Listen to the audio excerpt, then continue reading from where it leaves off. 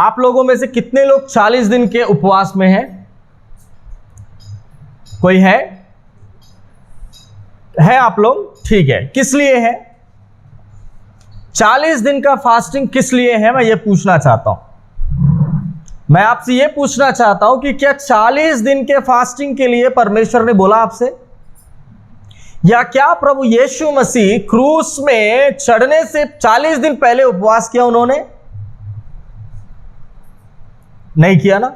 बल्कि हम लोग ये बाइबल में पढ़ते हैं कि उनको अगले दिन क्रूस चढ़ाना है, तो इस रात को वो अपने चेलों के साथ बैठ करके क्या कर रहे थे? भोज कर रहे थे। उसी भोज में प्रभु यीशु मसीह ने प्रभु भोज भी अपने शिष्यों को दिया है।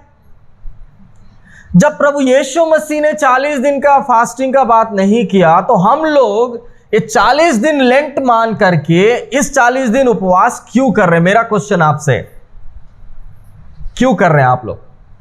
ये 40 दिन का उपवास जो है ना, इसमें कई लोग अलग अलग तरीके से उपवास करते हैं। कोई बोलता है मैं मटन और चिकन नहीं खाऊंगा, कोई बोलता है मैं पिक्चर के गाने या ब्लू फिल्म से नहीं देखूंगा ये 40 दिन, कोई बोलता है कि मैं ये 40 दिन जो है ना बाल नहीं कटवाऊंगा, मूछा दाढ़ी कुछ भी नहीं छूंगा।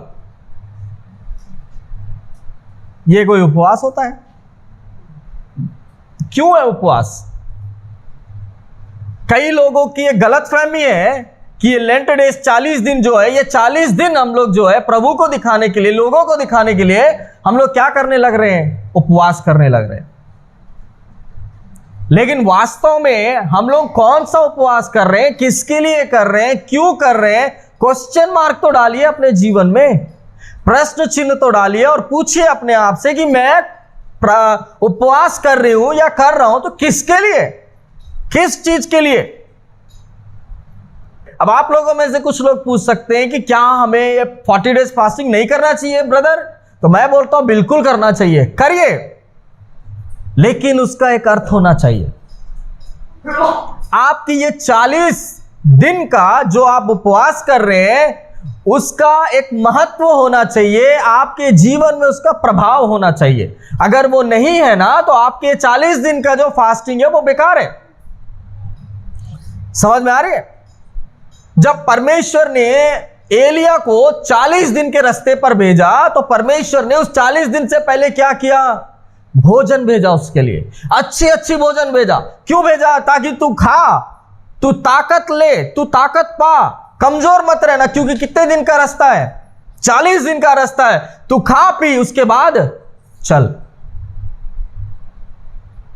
40 दिन का फास्टिंग में आप लोगों में से कई सारे लोग होंगे जो पानी तक भी नहीं पी रहे होंगे, हो सकता है ऐसा, अच्छी बात है। लेकिन एलिया के 40 दिन का जो रास्ता था ना, वो प्रभु की इच्छा के अनुसार था, और वो 40 दिन का रास्ता प्रभु ने ही भेजा था। तो प्रभु के काम से जा रहा था कौन? एलिया।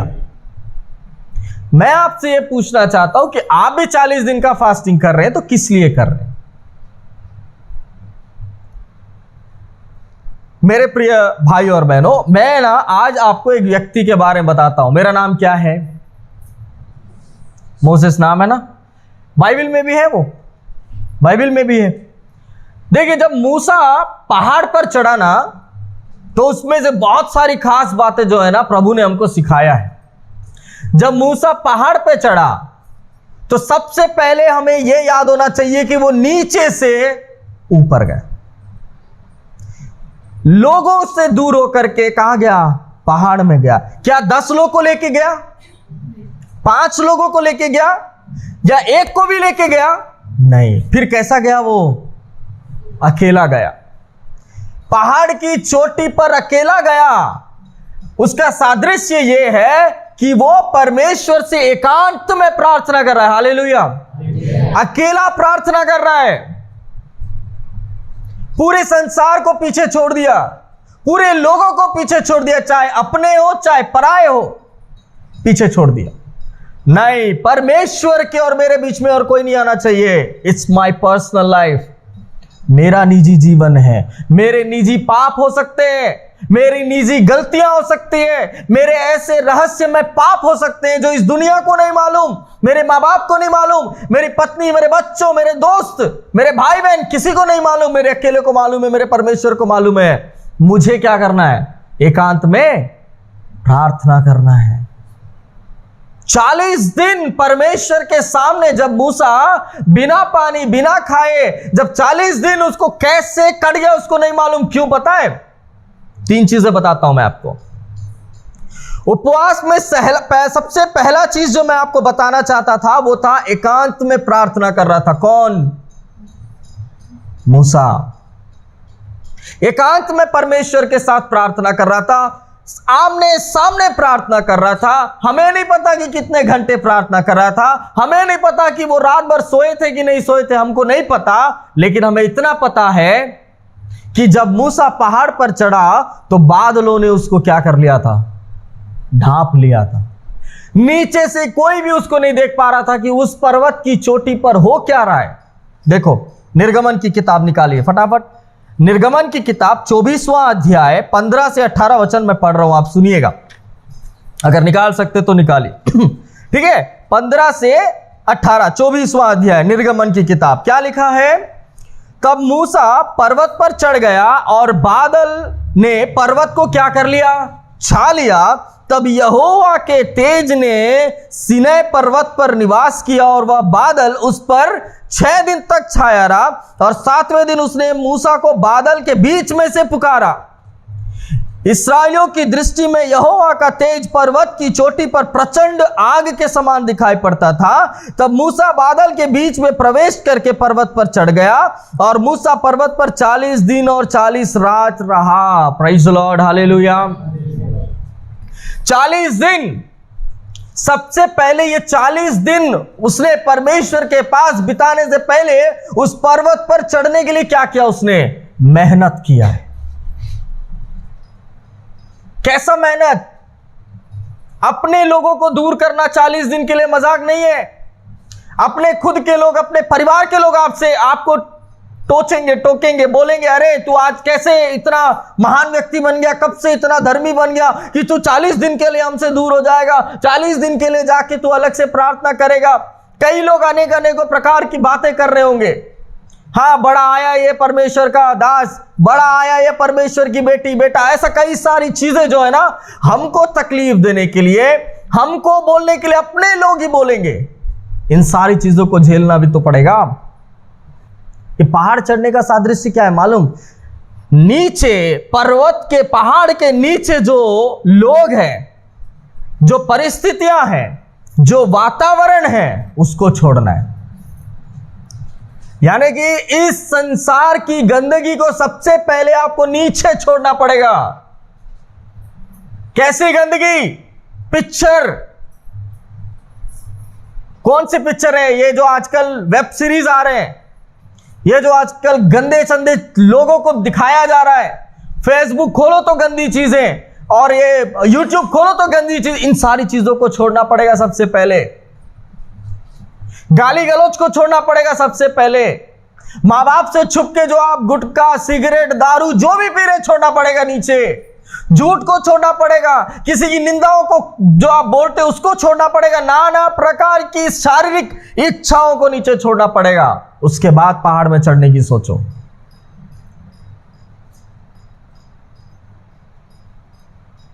मूसा ही एक ऐसा व्यक्ति है जिसने परमेश्वर का पीठ देखा है और किसी ने नहीं देखा। कैसे देख लिया? आसान था क्या? परमेश्वर तो पहले भी देख सकते थे उसको। जब वो मिस्र जाने के लिए तैयार था, उसने ये पूछा था कि परमेश्वर अगर मेरे को लोग पूछे तो मैं क्या बताऊं, आपका नाम क्या है? तब सीधा प्रकट होकर बोल सकते कि मैं कौन हूं? यहोवा हूं। नहीं, उन्होंने वहां पे प्रकट नहीं किया अपने आप को। उन्होंने ये बोला, बादलों के बीच से ये बोला, मैं जो हूं सो हूं। अगर कोई पूछे वो कौन है तो बोल देना, वो उनका नाम बस एक ही है, मैं हूं, खत्म। इतनी सारी चीजें करने के बाद, प्रभु की सेवा करने के बाद, लोगों के ताने सुनने के बाद, लोगों की निंदाएं सुनने के बाद, खुद की अपनी बहन मीरा की निंदा सुना, उसका भाई उसका बात नहीं माना, सारी चीजों को झेलने के बाद प्रभु के सामने जाके क्या बोलता है मालूम? हे प्रभु, कृपया करके इन लोगों को माफ कर दे। अगर तू माफ नहीं करेगा ना तो एक काम कर, मेरा भी नाम तेरे उस पुस्तक में से हटा दो। कहां से आया इतना बड़ा पवित्र गुण मूसा के अंदर? इतना प्रेम, इतना सहन शक्ति, इतना करुणा, इतना दया कैसे आया मूसा के अंदर? ये 40 दिन का वो उपवास का प्रतिफल है। 40 दिन का उपवास का प्रतिफल। सबसे पहले उसने क्या किया? लोगों को छोड़ा, परिस्थितियों को पीछे धक्का दिया, बोला कि नहीं, मुझे इन सारे तमाम चीजों को छोड़ना है, पहाड़ चढ़ना है। पहाड़ इसीलिए चढ़ना है क्योंकि हर कोई पहाड़ नहीं चढ़ सकता। हर कोई पहाड़ नहीं चढ़ सकता। कोई पहाड़ ही नहीं चढ़ेगा तो मेरे को डिस्टर्ब भी नहीं होगा। जब आप लोग अपने ऐसे दोस्तों को, ऐसे मित्रों को, ऐसे परिवार वालों को छोड़ेंगे जो लोग आपको गलत रास्ते में चलाने की कोशिश कर रहे हैं, जो लोग आपको प्रभु से दूर करने की कोशिश कर रहे हैं, जो लोग दारू पीते हैं, दिन रात गालियां बकते हैं, घर में शांति नहीं होती, जब आप ऐसे लोगों से दूर होते हैं ना, तब आप पहाड़ चढ़ने की कोशिश करते हैं कि मैं परमेश्वर के पास रहूं, इन सारे चीजों से दूर रहूं, ताकि मेरा परमेश्वर मेरे पास आके मेरे से बातें करे। सबसे पहले याद रखो क्या चीज चाहिए? एकांत की प्रार्थना चाहिए। मत्ती रचित सुसमाचार मत निकालना। 16 अध्याय में यदि आप 17 से लेकर 17-18 वचन पढ़ेंगे, उसमें क्या लिखा है मालूम?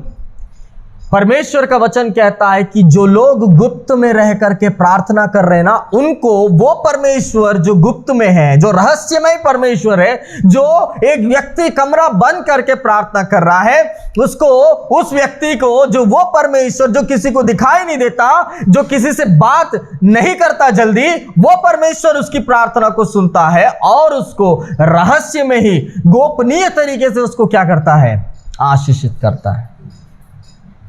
Praise the Lord. तो सबसे पहले मैंने क्या बताया? एकांत की प्रार्थना मूसा ने की। दूसरा में आ जाते हैं हम लोग। दूसरा बात में क्या लिखा है कि परमेश्वर के स्वरूप में परिवर्तन होता है एक व्यक्ति का उपवास में। उसकी बातें, उसका चाल चलन, है ना, उसकी बातें, उसका चाल चलन, उसके सोचने का तरीका, उसके बात करने का तरीका, ये सारी बातें जो है ना, उसके अंदर क्या होता है? परिवर्तन होता है। कैसे होता है? जब आप देखेंगे मूसा जब 40 दिन उपवास रहने के बाद, जब वो बादल हट गए, उसके बाद जब परमेश्वर के पास से वो नीचे जब लोगों के बीच में उतर आ रहा था, तो लोगों ने उसका मुख नहीं देख पाया। क्यों? उसका मुख इतना चमकदार, इतना रोशनी हो गया था कि सूरज से भी बढ़कर के उसके मुख से क्या निकल रही थी? किरणें निकल रही थी। लोगों ने बोला, अरे हम लोग मूसा को नहीं देख पा रहे, मूसा को नहीं देख पा रहे। तब 2 लोग आए, ऐसे बंद करके उसके चेहरे पर क्या डाल दिया? चादर डाल दिया। मूसा को भी नहीं मालूम, मूसा को भी नहीं मालूम कि मेरे मुंह से क्या निकल रहा है? रोशनी निकल रहा है। मैं आपसे एक ही बात करना चाहता हूं, एक ही बात बताना चाहता हूं। जो व्यक्ति प्रभु यीशु मसीह के नजदीक में सबसे ज्यादा समय बिताएगा ना, उसका चेहरा एक अलग ही प्रकाशमय होगा। लोग देखते साथ ही उससे जब बात करने आएंगे, उनका बातचीत और बोलने का तरीका बदल जाएगा। यदि एक व्यक्ति, एक बहन, एक भाई जब परमेश्वर के साथ ज्यादा समय बिताता है, उसका चेहरा देखना, उसको कोई फेयर एंड लवली लगाने की जरूरत ही नहीं, उसको और कोई क्रीम लगाने की जरूरत ही नहीं, उसका चेहरा ही दिख जाएगा। उसके चेहरे में एक अलग प्रकाश दिखेगा, एक अलग पवित्रता दिखेगी। कोई भी गाली गलौज करने वाला भी उस बहन भाई के पास आएगा, sister praise the lord, sister brother praise the lord. कहां से आया ये? परमेश्वर के स्वरूप में बदलेगा। मूसा परमेश्वर के जैसा सोचने लगा। मूसा की सहन शक्ति परमेश्वर की सहन शक्ति जैसा थी। मूसा जो प्रेम करता था ना लोगों से, इतना बोलने के बावजूद, इतना कहने के बावजूद ऐसा प्रेम और किसी ने उन 12 लाख इस्राएलियों में से किसी ने नहीं दिखाया। मेरे प्रिय भाई और बहन, आसान नहीं है। परमेश्वर किसी को चुनता है तो परमेश्वर उसको कैसा इस्तेमाल करता है मालूम है? मिलिट्री का ट्रेनिंग फेल है, इतना खतरनाक इस्तेमाल करता है। भूख प्यास आर्थिक परिस्थितियां सारी चीजों से गुजारेगा मेरा परमेश्वर। परमेश्वर का वचन कहता है कि मैं तेरे को एक लोहे के जैसा नहीं बल्कि तेरे को भट्टी में डालूंगा, तेरे को अच्छे से तराशूंगा, तेरे को एक कीमती सोने के जैसा मैं बाहर निकालूंगा जो मेरे काम का होगा। हालेलुया। इसीलिए मैं बता रहा हूं, परमेश्वर के दास लोगों का दिक्कत ना बहुत सारा है। उन लोग बाहर से हंसते हुए बोलेंगे, बात करेंगे, बाहर से ही सब चीज बोलेंगे, लेकिन अंदर में क्या दुख है, क्या संकट है, सब प्रभु के सामने। कई सारी परिस्थितियां, कई सारी दिक्कतें, पैसे को लेकर चिंता, बच्चों को लेकर चिंता, परिवार को लेकर के चिंता। परमेश्वर के स्वरूप में बदलना चाहिए एक व्यक्ति को उपवास करते करते करते करते। उपवास मतलब होता है उप प्लस वास, दो शब्दों का ये मेल है। यानी कि एक व्यक्ति के पास वास करना, रहना, उसके साथ बातें करना, उसके साथ समय बिताना ही क्या है? उपवास है। आप जब परमेश्वर के लिए उपवास कर रहे हो तो आपको सबसे ज्यादा समय किसके साथ बिताना पड़ेगा? मोबाइल के साथ बिताना पड़ेगा? नहीं, सबसे ज्यादा आपको मोबाइल में बिताना पड़ेगा। टिकटॉक बंद हो गया आजकल, तो शेयर चैट करके कुछ आ रहा है। मेरे को एक भाई बता रहा था, शेयर चैट में दुनिया पूरा क्या क्या वीडियोस, फोटोज, फेसबुक में ज्यादा समय बिता रहे हैं हम लोग, यूट्यूब में तो मत ही पूछो, है ना। उपवास मतलब वही होता है क्या? उप प्लस वास इज इक्वल टू मोबाइल। नहीं करो ऐसा। अगर आप उपवास है, टोटल आप परमेश्वर को समय दो। अगर आपको ऐसा लग रहा है कि मेरे को नींद आ रहा है, भूख लग रहा है, तब आप YouTube खोलिए, परमेश्वर का वचन सुनिए। परमेश्वर के कई अच्छे अच्छे दास, बड़े बड़े परमेश्वर के दास, ज्ञानी लोगों ने वीडियोस बनाया है, डाला है, आप देखिए उन सारी चीजों को, आशीषित हो जाइए। लेकिन आपको आप सीधा खोल रहे हैं, है ना, आजकल कॉमेडी वाला कुछ कुछ आ रहा है ना वीडियोस, वो सब देख रहे, तो वो उपवास जैसा नहीं रहेगा। इसलिए मैं भी कई बार उपवास को रोक देता हूं। जब मेरे को लगता है ना कि मैं आज सही में अच्छे से उपवास नहीं हूं, मैं रोक देता हूं।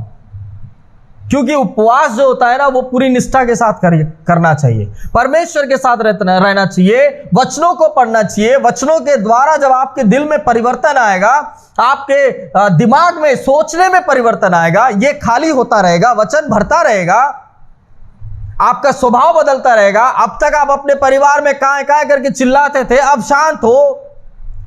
पहले आप अपने पापा को पैसा के लिए बार बार सताते थे, अब शांत हो। पहले आप पढ़ाई में ध्यान नहीं देते थे, अब पढ़ाई में ध्यान दे रहे हो। पहले आप अपने पति के साथ, पत्नी के साथ अच्छे से नहीं रहते थे, अब सही रह रहे हो, अब अच्छे से प्रेम से रह रहे हो। यह बदलाव है प्रभु में, यह सही उपवास है। समझ आ रही है बात? तो ये उपवास जो है ना, आपको करना जरूरी है। अगर ऐसा उपवास नहीं है और यदि उपवास करने के बाद आप में कोई परिवर्तन नहीं है, तो मैं बोलता हूं उपवास आपका व्यर्थ हो गया, व्यर्थ हो गया, गारंटी है। वो कोई अगर आके बोले ना कि नहीं भाई तू 40 दिन फास्टिंग रहे, बस खाना वाना मत खा, हर दिन शाम को मीटिंग होगा, मीटिंग में आ जा, बस नाम मात्र के लिए तुम मीटिंग कर ले, 6 बजे के बाद चिकन मटन सब खा ले, कोई दिक्कत नहीं, तो वो फास्टिंग नहीं है। अनुभव होना चाहिए परमेश्वर से बातें करने का। ऐसा लगना चाहिए कि हां, आज मेरे अंदर मेरा प्रभु काम किया है, हां मैं आज अच्छे से प्रार्थना कर पाई हूं और मेरा जीवन सुधर रहा है, यह होना चाहिए। ठीक, तीसरी बात मैं बताना चाहता हूं, जो परमेश्वर मूसा के साथ था, वो परमेश्वर क्या कहता है कि जैसे परमेश्वर ने मूसा के साथ रहा, यहोशू के साथ रहा, वैसे ही आपके साथ भी रहना है। तो सबसे पहले आपको उसके नियमों को मानना सीखना पड़ेगा। हालेलुया। उसके नियमों को मानना 100% आपको सीखना पड़ेगा। उसके नियमों को आप कैसे मानोगे? जब तक आपके दिमाग से दूसरे नियम ना हट जाए। इस संसार के नियम ना हट जाए, इस संसार के लोगों की बातें ना हट जाए। वचन की बातें, वचन का नियम, वचन की आज्ञाएं जो प्रभु ने लिखा के रखी है, वो जब तक आपके दिमाग में नहीं आएगा तब तक आप परमेश्वर के सामने एक सही उपवास नहीं कर पाएंगे। देखिए, उपवास का प्रतिफल मिलना जरूरी है या नहीं है ना? यदि आप उपवास कर रहे हो तो उसका प्रतिफल आपको मिलना जरूरी है। आप यदि नाम मात्र के लिए प्रभु के सामने आएंगे, नाम मात्र के लिए प्रार्थना करके निकल जाएंगे, कोई फर्क नहीं पड़ेगा। आप 100 साल आते रहोगे, आपके बच्चे आते रहेंगे, आप वही रहोगे। आप ऊपर कोई बड़ा, आप तब आके ये मत बोलना कि प्रभु आपने मुझे आशीष नहीं दिया। नहीं, आशीष पाने के लिए भी हम सभी को योग्य बनना पड़ेगा। हालेलुया, योग्य बनना पड़ेगा। यदि आप और मैं योग्य नहीं है ना, तो परमेश्वर कभी आशीष नहीं देगा। मैं पहले भी बता चुका हूं। छोटा सा बच्चा है, अगर ये छोटा सा बच्चा बोलेगा मेरे को बुलेट दिला दो पापा, तो देंगे? नहीं देंगे। बुलेट का वजन, भाई का वजन इसके 10 गुना वजन होगा। बुलेट तो गिरेगा तो उठा नहीं पाएगा, चला नहीं पाएगा, पैर गेर तक नहीं पहुंचेगा, पहुंच भी गया तो जमीन तक नहीं पहुंचेगा। सब चीज को सोचेगा। पिता बोलेगा नहीं, तू पहले बड़ा हो जा, तू पहले ताकतवर हो जा, पहले तेरे को गाड़ी के बारे में सीख जा। क्या है गाड़ी, कितना गेयर है, कैसे चालू होता है, कितने चक्के होते हैं, इंजन क्या होता है, सीट क्या होता है, हॉर्न क्या होता है, सेल्फ स्टार्ट क्या होता है, सब चीज सीख। उसके बाद क्या दूंगा? गाड़ी दूंगा। बोलते हैं ना, परमेश्वर भी क्या बोलेगा? परमेश्वर मेरे को घर चाहिए, तू पहले घर चलाना सीख, फिर तेरे को घर देता हूं। तू एक अच्छी बुद्धिमान स्त्री बन, घर को बना, बच्चों को बना, पति को बना, प्रभु में चला, शांति बनाकर रख घर में, तब तू नए घर की बात कर, मैं दूंगा। तेरे अंदर ही खोट है, कपट है, गुस्से में क्या बोलती तेरे को नहीं मालूम, अनाप शनाप बकती है तेरे को नहीं मालूम, तेरे को कैसे घर दूंगा मैं? ना अपने पति की इज्जत, ना सास ससुर की इज्जत, ना किसी की इज्जत, मैं कैसे दे दूंगा तेरे को घर? एक पियक्कड़ बोलेगा परमेश्वर मेरे को एक अच्छा सा जॉब दिला दे, पैसे दे दे, वो बोलेगा तू पहले अपने आप को संभालना सीख, नशा से बाहर आ, अपने कर्तव्य को जान, अपने परिवार के प्रति कर्तव्य क्या है उसको जान, अपने बाल बच्चों से प्रेम करना सीख, अपने पत्नी अपने बच्चों को समय देना सीख, तब मैं तेरे को दूंगा तू जो पूछेगा। ऐसे थोड़ी दे दूंगा। समझ में आ रहा है? परमेश्वर आशीष उसी को देगा जो जीवन में अपने आप को सुधारने की कोशिश करेगा, उपवास के द्वारा या परमेश्वर के सानिध्य में आने के द्वारा, आराधना के द्वारा, वचनों के द्वारा, किसी भी तरीके से हो, लेकिन वो परमेश्वर की ओर चलने की कोशिश करेगा। देखिए परमेश्वर का वचन क्या कहता है। योएल की किताब निकालिए सभी लोग, योएल की किताब उसका 2 अध्याय उसका 12 वचन। हाँ मैं ही पढ़ रहा हूं। देखिए, तो भी यहोवा की यह वाणी है, अभी भी सुनो, उपवास के साथ रोते पीटते अपने पूरे मन से फिरकर मेरे पास आओ, अपने वस्त्र नहीं अपने मन ही को फाड़कर अपने परमेश्वर यहोवा की ओर फिरो, क्योंकि वह अनुग्रहकारी, दयालु, विलंब से क्रोध करने वाला, करुणा निदान और दुख देकर पछताने आ रहा है। क्या जाने वह फिरकर पछताए और ऐसी आशीष दे जिससे तुम्हारे परमेश्वर यहोवा का अन्न बलि और अर्घ दिया जाए। कि दिमाग को फाड़ के आने का मतलब है दिमाग में जो स्थित तमाम गंदगी है उस गंदगी को निकालो, उस गंदगी को निकालो और उसके बाद मेरे पास आओ प्रार्थना करते हुए। कैसे? उपवास के साथ। बोलो कैसे? उपवास के साथ। जब आप लोग उपवास के साथ परमपिता परमेश्वर के नजदीक आएंगे ना, तब परमेश्वर क्या करेगा? आपके ऊपर करुणा करेगा, आपके ऊपर दया करेगा और आपको ऐसी आशीष देगा जिसके बारे में आपने कभी नहीं सोचा। और परमेश्वर कहता है मैं ऐसी आशीष दूंगा जिससे आप मेरे पास आओगे और अन्न बलि दोगे और अर्घ चढ़ाओगे। इसका मतलब क्या है मालूम? आप मेरे पास आओगे, इस कलीसिया में आओगे और परमेश्वर के किए हुए जो भी आशीष है उसके प्रति आप यहां पर आराधना की भेंट चढ़ाओगे, पासवान को जो भेंट चढ़ाना है वो चढ़ाओगे। अर्घ चढ़ाने का मतलब क्या है? उस समय में जो भी रिचुअल्स थे जो पुराने नियम में जो किए जाते थे, आज नए नियम के अनुसार अपने चर्च में लोगों के बीच में जो है ना कुछ मिठाइयां बांटोगे या फिर कलीसिया के लिए जो कुछ भी आप करोगे वो उस समय ग्रहण किया जाएगा। समझ आई बात?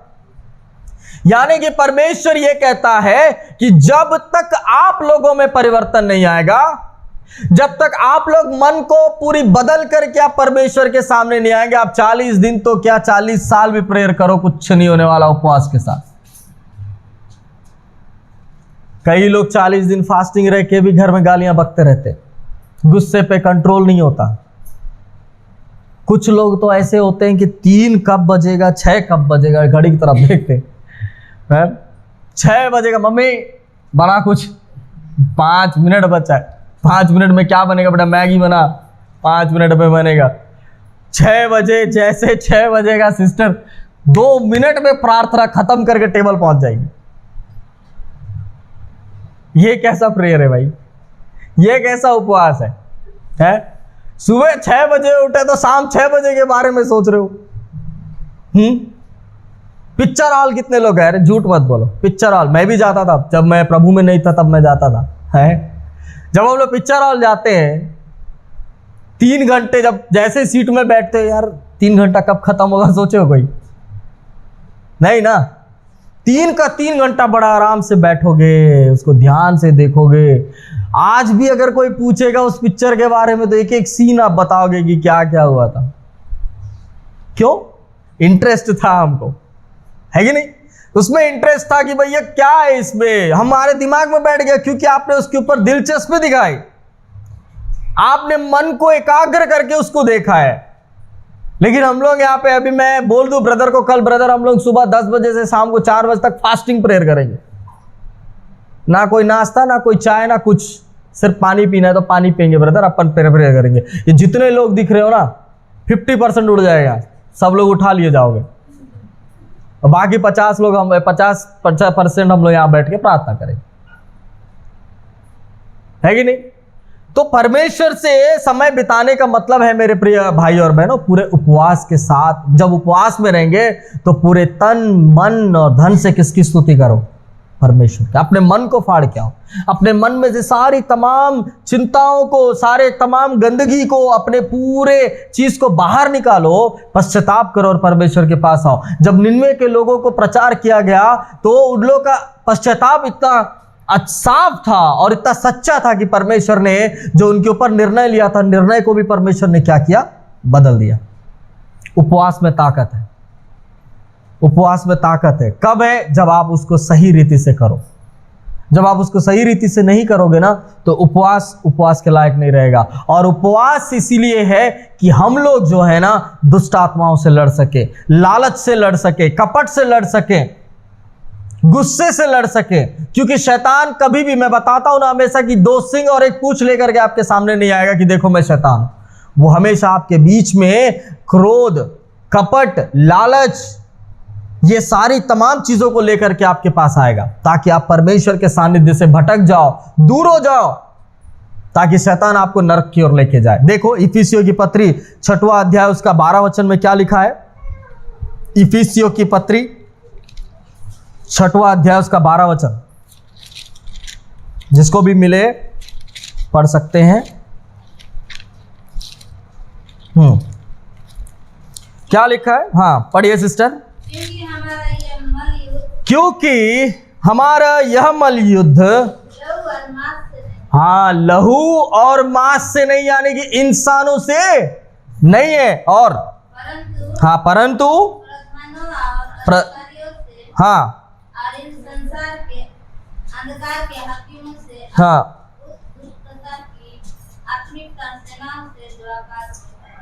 आत्मिकता नहीं, आत्मिक सेनाओं से। क्या लिखा है? वो दुष्टता की आत्मिक सेनाओं से है जो आकाश में है। दुष्ट आत्माओं का एक बहुत बड़ा सेना हमारे बीच में मंडरा रहा है। वो ये देख रहा है कि कौन खाली मिलेगी या कौन खाली मिलेगा कि उसको मैं फाड़ के खा जाऊं। फाड़ के खा जाने का मतलब क्या है? उसकी जिंदगी को तहस नहस कर दूं। उन आत्मिक दुष्ट आत्माओं से लड़ने के लिए भी आपको आत्मिकता में आगे बढ़ने की जरूरत है। वो उपवास में मिलेगा आपको अच्छे से। क्यों? क्योंकि आप उपवास में किसी से कोई लिंक नहीं, उपवास में आप किसी से बात नहीं करेंगे, उपवास में आप कोई फालतू की बात नहीं करेंगे, सिर्फ परमेश्वर के पास समय बिताएंगे।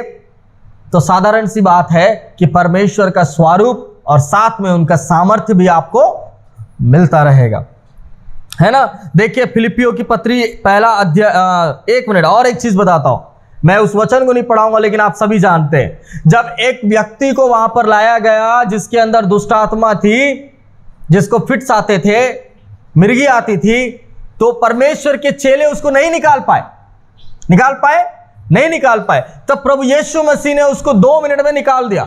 निकालने के बाद जब चेले उनके पास आए, उनसे पूछा कि भाई आप प्रभु यीशु आप ये बताइए कि हम क्यों नहीं निकाल पाए।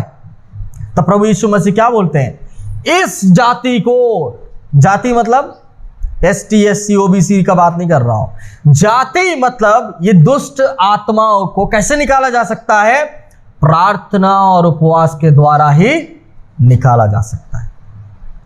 हमारे घरों में कई सारे शैतान हैं, हमारे जीवन में कई सारे शैतान हैं, हमारे मन में भी बैठा होगा भी शैतान। गर्लफ्रेंड बॉयफ्रेंड का शैतान है ना, गाली गलौज का शैतान, किसी को नीचा दिखाने का शैतान, कई सारे शैतान यहां पर है। उसको निकालना है तो कैसे निकालना पड़ेगा, प्रार्थना और उपवास के द्वारा ही, नहीं तो वो नहीं निकलेगा। क्योंकि फिलिपियों पहला अध्याय 21वां वचन में साफ साफ लिखा है, यदि जीवित रहना है तो किसके लिए जीवित रहना है, प्रभु यीशु मसीह के लिए जीवित रहना है, नहीं तो मर जाना क्या है, लाभ है। अच्छा है कि हम मर जाएंगे तो कहां चले जाएंगे, परमेश्वर के पास चले जाएंगे। अगर जब तक जिंदा है तब तक किसके लिए जीवित रहना है, प्रभु यीशु मसीह के लिए। और जीवित रहना भी है प्रभु यीशु मसीह के लिए, तो कैसे जीवित रहना है, प्रभु यीशु मसीह के जैसा रह करके प्रभु यीशु मसीह के लिए जीवित रहना है। तो मेरे प्रिय भाई और बहनों, मैं एक ही चीज आपको बताना चाहता हूं, उपवास करिए, गलत नहीं है, आप कभी भी कर सकते हैं, सिर्फ यही 40 दिन नहीं, मैं बोलता हूं साल भर करिए। लेकिन उपवास कैसा होना चाहिए मालूम, खाना पीना छोड़ के नहीं, छोड़ सकते, जवान लोग हैं छोड़ सकते, बड़े बुजुर्ग की बात नहीं कर रहा हूं, जवान लोग हैं मेरे जैसे एज मतलब जवानी में है, 40 साल तक जो भी है उन लोग आराम से उपवास रह सकते हैं। जिसका BP शुगर वगैरह है उन लोग मत कीजिए। उपवास का मतलब क्या होता है मालूम है, जितना आप परमेश्वर के करीब रह सकते हो उतने करीब रहिए, ठीक है। जितना आप परमेश्वर के करीब रहेंगे परमेश्वर आपको उतना आशीष देगा। आशीष देने के लिए परमेश्वर का हाथ छोटा नहीं हो गया मेरे प्रिय भाई, बस आप नहीं पहुंच पा रहे, आप पहुंच जाओगे जिस दिन परमेश्वर आकाश के झरोके खोल के क्या करेगा, बरसाएगा, उस दिन आप पकड़ भी नहीं पाओगे।